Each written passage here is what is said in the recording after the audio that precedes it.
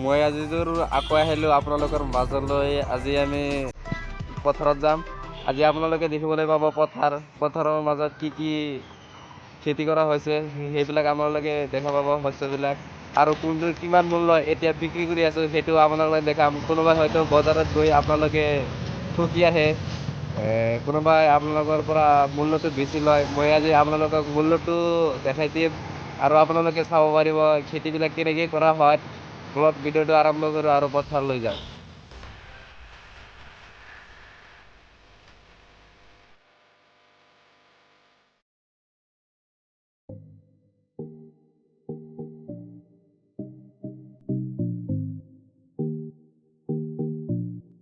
চাওক কি ধুনীয়াকৈ লাগি আছে, কি দেখাত ধুনীয়া দেখিছেনে কেনেকৈ লাগি থাকে, কি ভাল লগা দৃশ্য এটা।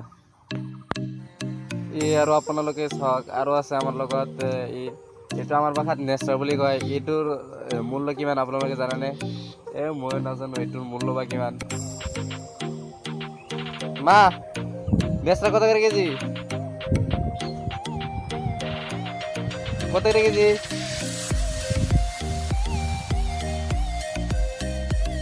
নেচা 40 টাকা পার কিলো, 40 টাকা কেজি পাইকারি আমার পৰা লৈ যায়। যদি আপোনালোকেও লাগে আমাৰ লগত যোগাযোগ কৰিব পাৰে। আমাৰ এই ঠাইৰ পৰা আপোনালোকে চব্জি লৈ যাব পাৰে। এইটো 40 টাকা কিলো। চাওক কিমান ধুনীয়াকৈ লাগি আছে পথাৰত। এই চাওক আৰু এটা আমাৰ ভাষাত এইটো কোমল বুলি কয়। এইটোৰ আপোনালোকে মূল্য জানেনে? এইটোৰ মূল্য আপোনালোকে নিশ্চয় জানিব। এইটোৰ মূল্য বৰ্তমান আমাৰ পৰা 20 টকাকৈ পাইকাৰী ৰেটত লয়। তেওঁলোকে বিক্ৰী কৰে বা 30 টকাকৈ নেকি। আপোনালোকে দেখাই পাইছে এইটো কি ধুনীয়াকৈ লাগি আছে। চাওক পথাৰত আপোনালোকে এদিন পথাৰত আহি এইবিলাক দৃশ্য উপভোগ কৰিব। আচলতে প্ৰত্যেকটো নামনি অসমৰ অঞ্চলবিলাকত এনেকৈ পথাৰত এনেকৈ লাগি আছে, আপোনালোকে লক্ষ্য কৰিব পাৰে।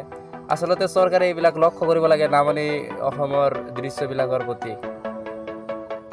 এতিয়া আমাৰ যিটো খেত ভোল বুলি কয় আছামিছত, সেই ভোল খেতিত আৰু আপোনালোকে লক্ষ্য কৰিব পাৰে ভোল খেতি। এইটোৰ মূল্য এতিয়া কিমান আপোনালোকে জানেনে? এইটো আমি পাইকাৰী ৰেটত বিক্ৰী কৰি আছোঁ 50 টকাকৈ পাৰ কেজিত। আপোনালোকে লক্ষ্য কৰিব পাৰিছে এই ভোল খেতি। আমি আপোনালোকক দেখাই আছোঁ কিমান ধুনীয়াকৈ লাগি আছে। এই চাওক মোৰ ওচৰতে আছে ভোল। আপোনালোকে এইটো আমাৰ ভাষাত ভুম্বা, কিছুমানে পুল্লা বুলিও কয়, কিন্তু এইটো এছামিছত কোৱা হয় ভোল। এইটো বৰ্তমান বজাৰত কিনিবলৈ গ'লে আপোনালোকৰ পৰা 60 টকা কিলো ল'ব। আৰু আপোনালোকে ইয়াত দেখাই পাইছে এই ভোল হয়। আৰু কিমান ধুনীয়াকৈ লাগি আছে এইটো চাওক, কিমান ধুনীয়াকৈ লাগি আছে এইটো চাওক। আপোনালোকে লক্ষ্য কৰিব পাৰিছে ইয়াত লাগি আছে।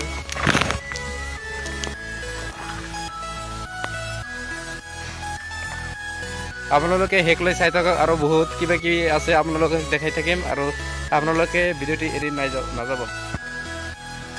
মই আহিলোঁ এতিয়া যিটো তিয়হ খেতি সেই তিয়হ খেতিত আহি পালোঁ। আপোনালোকে তিয়হ দেখাবলৈ যত্ন কৰিম। চাওক এই তিয়হ খেতিত মই আহি উপস্থিত হৈছোঁ। চাওক ইয়াত তিয়হ লাগি আছে কিমান ধুনীয়াকৈ। এই চাওক আপোনালোকে লক্ষ্য কৰিব পাৰিছে কিমান ধুনীয়াকৈ তিয়হ লাগি আছে। এইটো কিমানকৈ বিক্ৰী কৰি আছে এইটো জানানে? এইটোৰ এতিয়া মূল্য আমাৰ যিটো পাইকাৰী ৰেট সেইটো 25 টকা পাৰ কিলোত লৈ আছে। তেওঁলোকে লৈ 35 টকা আৰু 30 টকামান বিক্ৰী কৰে। আপোনালোকে চাওক কিমান ধুনীয়াকৈ তিয়হ লাগি আছে।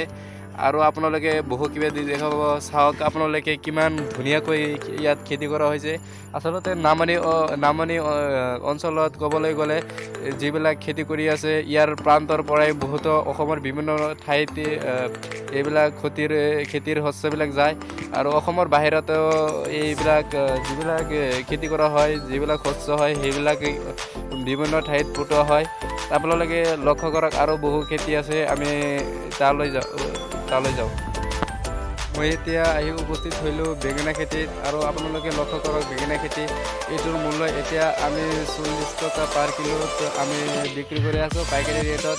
আপোনালোকে চাওক এই খেতিখন কিমান ধুনীয়াকৈ খেতি কৰা হৈছে।